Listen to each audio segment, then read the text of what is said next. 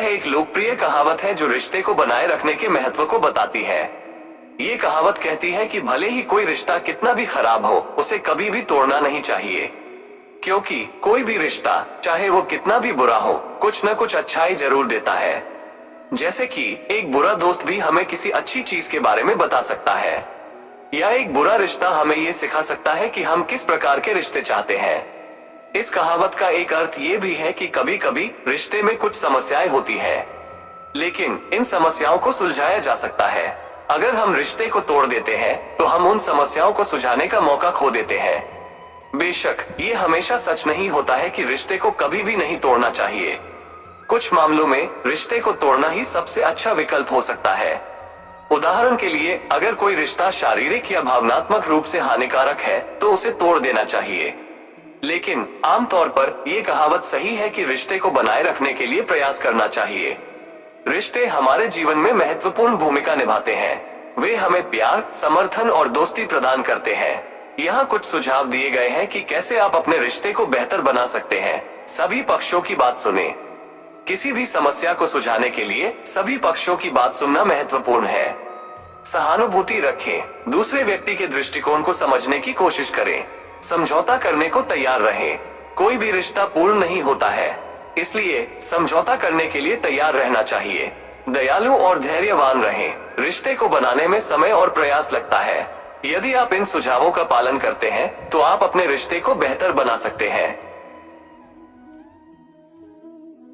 हाँ, ये बात सही है। उस सुख का त्याग कर देना चाहिए जो किसी के दुख का कारण बनता है, क्योंकि किसी दूसरे व्यक्ति के दुख के लिए जिम्मेदार होना सही नहीं है। जब हम किसी दूसरे व्यक्ति के दुख का कारण बनते हैं तो हम नैतिक रूप से गलत काम कर रहे होते हैं। हम दूसरों के साथ सहानुभूति और दयालुता से पेश नहीं आ रहे होते हैं। इसके अलावा जब हम किसी दूसरे व्यक्ति के दुख का कारण बनते हैं तो हम अपने आप को भी दुखी कर रहे होते हैं, क्योंकि हम जानते हैं कि हमने कुछ गलत किया है। हम अपने विवेक से जूझते हैं और हमें अंदर से शर्मिंदगी महसूस होती है।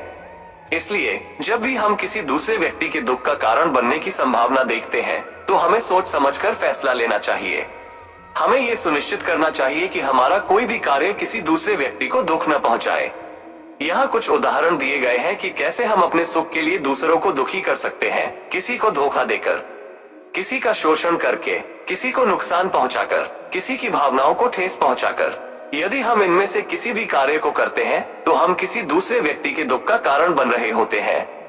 इसलिए हमें इन कार्यों से बचना चाहिए। यहाँ कुछ सुझाव दिए गए हैं कि कैसे हम दूसरों को दुख पहुंचाए बिना सुख प्राप्त कर सकते हैं। दूसरों के साथ सहानुभूति और दयालुता से पेश आए। दूसरों के अधिकारों और हितों का सम्मान करें। दूसरों को नुकसान पहुंचाने से बचें। दूसरों की भावनाओं का ध्यान रखें। यदि हम इन सुझावों का पालन करते हैं तो हम दूसरों को दुख पहुंचाए बिना भी सुख प्राप्त कर सकते हैं। हाँ, ये बात सही है। जिस समय कोई समस्या जन्म लेती है उसके साथ उसका समाधान भी जन्म लेता है, क्योंकि समस्या के कारण और मूल बातें पहले से ही मौजूद होती हैं। जब हम किसी समस्या का सामना करते हैं तो हम अक्सर केवल समस्या के लक्षण को देखते हैं। हम समस्या के कारण और मूल बातों को नहीं देखते हैं। इसलिए हम अक्सर समाधान खोजने में असफल होते हैं। लेकिन यदि हम समस्या के कारण और मूल बातों को समझने का प्रयास करते हैं तो हम समस्या का समाधान पा सकते हैं। यहाँ कुछ सुझाव दिए गए हैं कि कैसे हम समस्याओं का समाधान खोज सकते हैं। समस्या को समझें। समस्या के कारण और मूल बातों को समझने का प्रयास करें। समाधान के लिए विकल्प खोजें।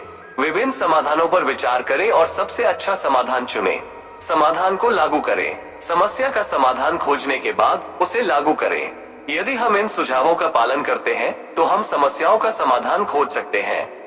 इस कहावत का एक और अर्थ ये भी है कि समस्याएं हमेशा हमारे लिए अवसर होती हैं। समस्याओं का समाधान खोजने से हमें नई चीजें सीखने और विकसित होने में मदद मिलती है। जब हम समस्या का समाधान खोजते हैं तो हम अपनी समस्या समाधान कौशल में सुधार करते हैं। हम अपनी सोचने और समझने की क्षमता को भी विकसित करते हैं। इसलिए समस्याओं को नकारात्मक रूप से नहीं देखना चाहिए, उन्हें अवसर के रूप में देखना चाहिए। हाँ, ये बात सही है। हृदय से जो दिया जा सकता है वो हाथ से नहीं, और मौन से जो कहा जा सकता है वो शब्द से नहीं।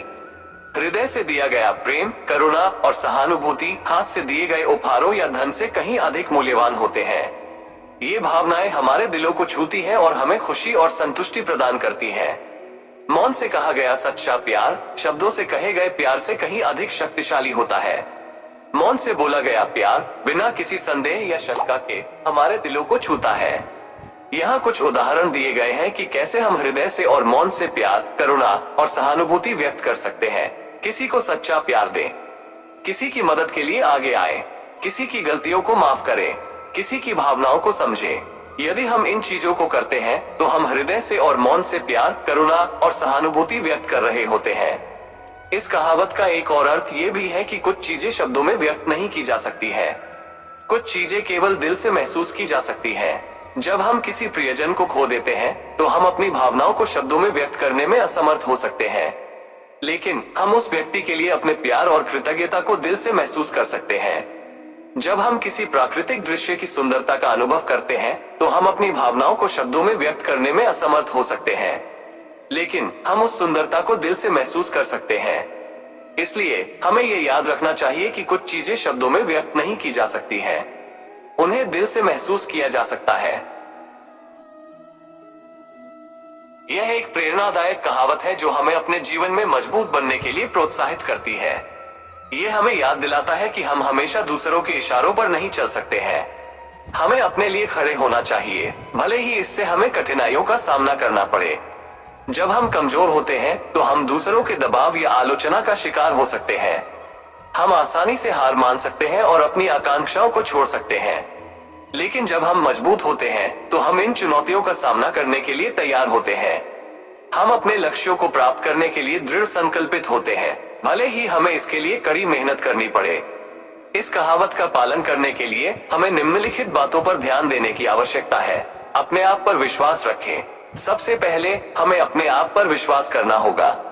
हमें यह विश्वास रखना होगा कि हम किसी भी चुनौती का सामना कर सकते हैं। अपनी ताकत और कमजोरियों को पहचानें। हमें अपनी ताकत और कमजोरियों को पहचानने की भी आवश्यकता है। हमें अपनी ताकत को बढ़ाने और अपनी कमजोरियों को दूर करने के लिए काम करना चाहिए। नकारात्मक सोच से बचें। हमें नकारात्मक सोच से बचने की भी आवश्यकता है। हमें हमेशा सकारात्मक सोच रखनी चाहिए और अपने लक्ष्यों पर ध्यान केंद्रित करना चाहिए। जब हम इन बातों पर ध्यान देते हैं तो हम अपने आप को मजबूत बना सकते हैं। हम जीवन की किसी भी चुनौती का सामना करने के लिए तैयार हो सकते हैं। यहाँ कुछ अतिरिक्त सुझाव दिए गए हैं जो आपको मजबूत बनने में मदद कर सकते हैं। स्वस्थ जीवन शैली अपनाएं। स्वस्थ आहार, नियमित व्यायाम और पर्याप्त नींद से आप शारीरिक और मानसिक रूप से मजबूत बन सकते हैं। अपने आप को चुनौती दें। नए कौशल सीखने और नए अनुभवों का प्रयास करने से आप अपने आत्मविश्वास को बढ़ा सकते हैं। दूसरों की मदद करें। दूसरों की मदद करने से आप दूसरों के प्रति अधिक सहानुभूतिपूर्ण और दयालु बन सकते हैं। मजबूत बनना एक निरंतर प्रक्रिया है, लेकिन अगर हम इन सुझावों पर ध्यान दें तो हम अपने आप को मजबूत बना सकते हैं और जीवन में सफलता प्राप्त कर सकते हैं। ये कथन सही है। जब हम स्वयं में बदलाव करने के बजाय परिस्थितियों को बदलने का प्रयास करते हैं तो हम अक्सर निराश होते हैं। ऐसा इसलिए है क्योंकि परिस्थितियां अक्सर हमारे नियंत्रण से बाहर होती हैं। हम उनका पूरी तरह से नियंत्रण नहीं कर सकते हैं। उदाहरण के लिए, यदि हम किसी ऐसे व्यक्ति से प्यार करते हैं जो हमें प्यार नहीं करता है, तो हम उसे बदलने का प्रयास कर सकते हैं। हम उसे दिखाने की कोशिश कर सकते हैं कि हम उसके लिए कितने अच्छे हैं, लेकिन यह संभव है कि वो हमें कभी भी प्यार नहीं करेगा।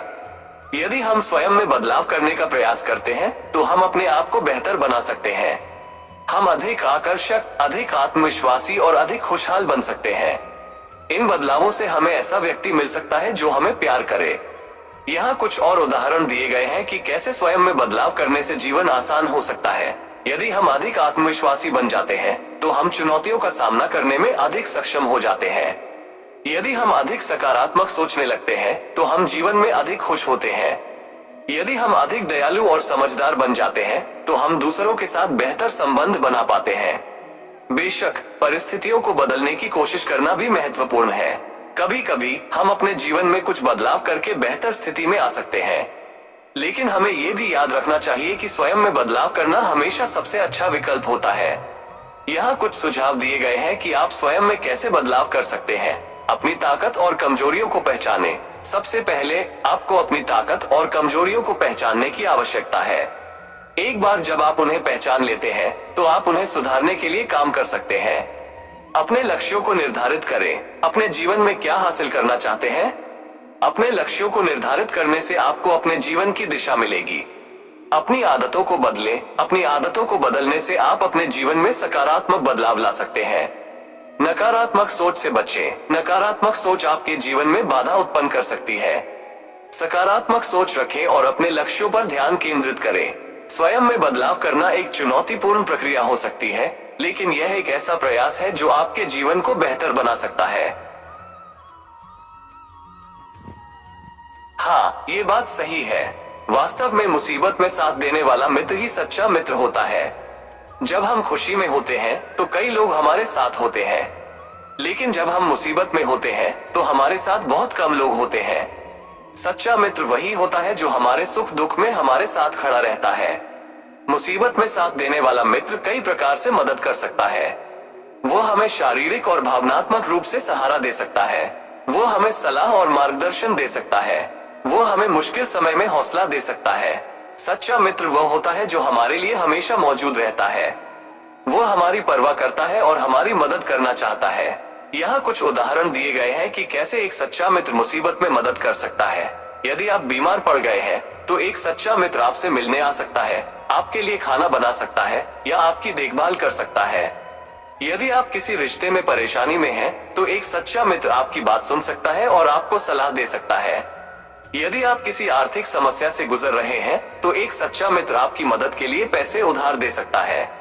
यदि आपके पास ऐसा मित्र है जो हमेशा आपके लिए मौजूद रहता है तो आप भाग्यशाली हैं। उनका मूल्यांकन करें और उनकी सराहना करें। यहाँ कुछ सुझाव दिए गए हैं कि आप अपने सच्चा मित्र को कैसे पहचान सकते हैं। वह आपके लिए हमेशा मौजूद रहता है। वह आपकी परवाह करता है और आपकी मदद करना चाहता है। वो आपके सुख दुख में आपके साथ खड़ा रहता है। वो आपके बारे में सच्चाई बोलता है, भले ही वो आपको दुख पहुंचाए। यदि आपके जीवन में ऐसा मित्र है तो आप उसे अपना सच्चा मित्र मान सकते हैं।